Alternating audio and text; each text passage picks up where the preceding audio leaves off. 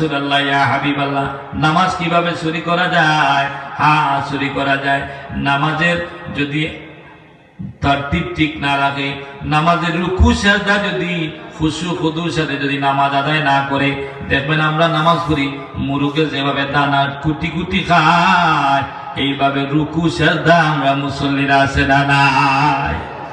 রুকু দেওয়ার সাথে সাথে আবার দাঁড়াইয়া যায়, দাঁড়াইয়া আবার সাথে সাথে সিজদায় চলে যায়, সিজদায় গিয়ে আবার দেখা যায় প্রথম বৈঠকে বসে প্রথম সিজদা দিয়ে আবার দেখা যায় দ্বিতীয় সিজদা দিলাম।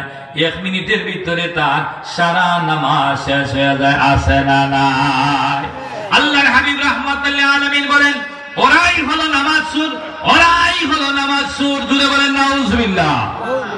ও আমার সাহাবীরা রে, নামাজ চুরি করিও না, নামাজ চুরি করিও না, নামাজ সুর থেকে সাবধান।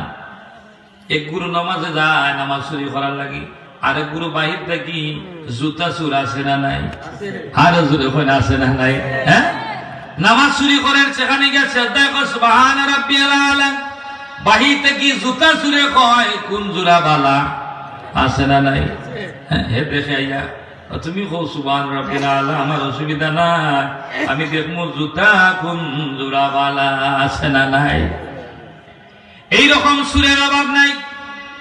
আল্লাহর ওলির মুরিদ তিনিও বারবার কাফন চুরি করতেন, কাফন চুরি করতেন। এলাকার মানুষরা এসে বিচার পাঞ্চিত তোলা করলো, ওগো আল্লাহর ওলি, আপনার মুরিদে সব সময় কাফন চুরি করে, কাফন চুরি করে, মানুষ লাশ নাকি আসতে পারে না, রাত্রে গিয়া কাফন চুরি করে নেয়। পীর সাহেব বলেন, কি বলো, এটা তো ভালো জিনিস নয়, ডাক দেও, আসো। সাহেব, কি হয়েছে? আমার কাছে খবর আসলো তুমি নাকি কাফন চুরি করো।